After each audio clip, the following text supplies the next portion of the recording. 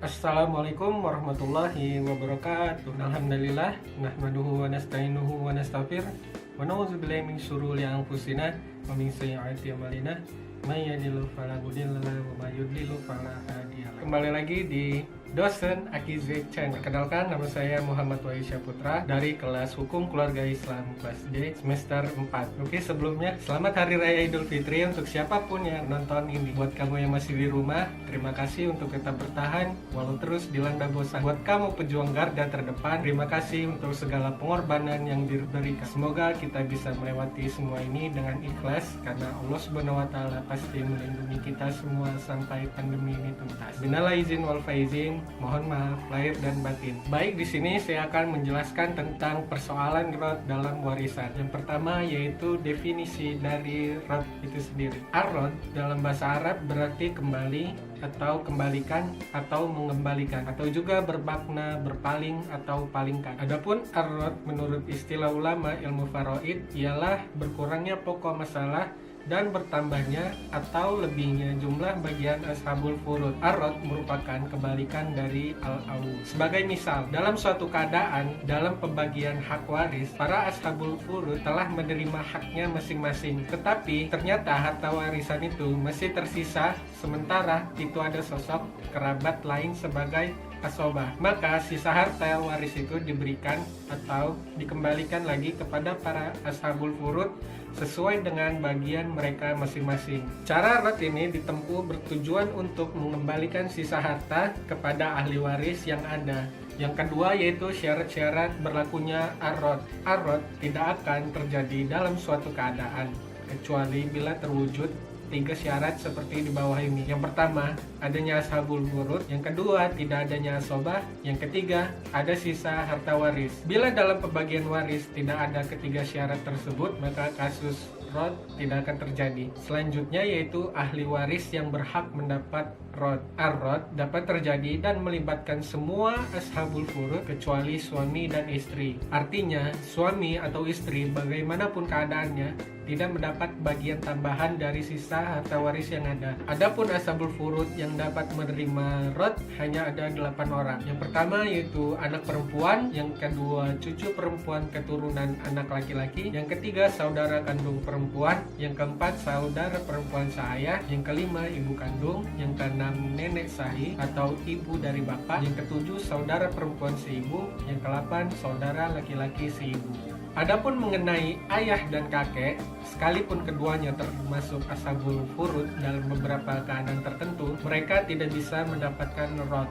Sebab dalam keadaan bagaimanapun, bila dalam pembagian harta waris terdapat salah satunya ayah atau kakek, maka tidak mungkin ada rod, karena keduanya akan menerima waris sebagai asobah. Ahli waris yang tidak mendapat rod. Adapun ahli waris dari ashabul furud yang tidak bisa mendapatkan rod hanyalah suami dan istri. Hal ini disebabkan kekerabatan keduanya, bukanlah karena nasab, akan tetapi karena kekerabatan sababiyah atau karena sebab, yaitu adanya ikatan tali pernikahan, dan kekerabatan ini akan putus karena kematian. Maka dari itu mereka suami dan istri tidak berhak mendapatkan rod. Mereka hanya mendapat bagian sesuai bagian yang menjadi haknya masing-masing. Maka apabila dalam suatu keadaan pembagian waris terdapat kelebihan atau sisa dari harta waris, suami atau istri tidak mendapatkan bagian sebagai tambahan. Macam-macam rod, ada 4 macam rod, dan masing-masing mempunyai cara atau hukum tersendiri. Keempat macam itu ialah: yang pertama, adanya ahli waris pemilik bagian yang sama dan tanpa adanya suami atau istri. Yang kedua, adanya pemilik bagian yang berbeda-beda dan tanpa suami atau istri. Yang ketiga, adanya pemilik bagian yang sama dan dengan adanya suami atau istri. Yang keempat, adanya pemilik bagian yang berbeda-beda dan dengan adanya suami atau istri. Oke guys, jadi kita langsung ke contoh soalnya aja. Kurang lebih contoh soalnya seperti ini. Contoh soalnya yaitu seseorang meninggal dunia, ahli warisnya terdiri dari anak perempuan dan ibu. Harta warisnya sebesar 72 juta. Bagian masing-masingnya berapa? Ada anak perempuan dan ibu. Bagiannya untuk anak perempuan dia mendapatkan 1/2, sedangkan ibu 1/6. Asal masalahnya yaitu 6, karena KPK dengan 2 dan 6. Jumlahnya 3/6 dikali 72 juta sama dengan 36 juta. Lalu untuk yang ibu 1/6 dikali 72 juta sama dengan 12 juta. Lalu jumlahnya 36 juta ditambah 12 juta. Ini merupakan bagian dari anak perempuan dan ibu, sama dengan 48 juta. Untuk harta warisannya sebesar 72 juta dikurang hasil dari jumlah harta anak perempuan dan ibu. Jadi sisanya masih ada 24 juta. Dan ini tanpa menggunakan rot. Oke guys, jadi di sini sekarang kita menggunakan rot. Soalnya sama yang tadi tanpa menggunakan rot, sekarang kita menggunakan sistem rot. Yang pertama yaitu ahli waris anak perempuan mendapatkan 1/2, ibu 1/6. Asal masalahnya 6, 1/2 dikali 6 sama dengan 3, 1/6 dikali 6 sama dengan 1. Lalu 3 dan 1 ini ditambahkan, dia menjadi hasilnya 4. Nah, asal masalah rot ini diambil dari asal masalah ini, jadi 4, jadi 3/4.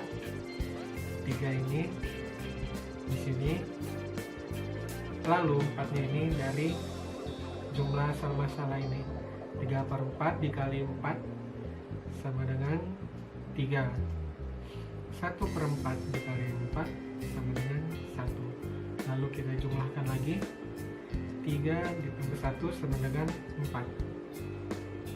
Lalu di sini lagi kita menggunakan dari hasil ini 4, maka di sini 4. 3-nya ini di sini. 3/4 dikali 72 juta sama dengan 54 juta. Ini 1/4 dikali 72 juta sama dengan 18 juta. Hasilnya jika dijumlahkan ini, maka hasilnya 72 juta. Jadi tidak ada sisa jika menggunakan sistem rot. Oke, sekian dari saya. Apabila ada kesalahan kata, mohon maaf. Kepada Allah saya mohon ampun. Wabillahi taufiq wal hidayah. Assalamualaikum warahmatullahi wabarakatuh. Dan jangan lupa subscribe channel Bapak Dosen Akiz Channel. Oke?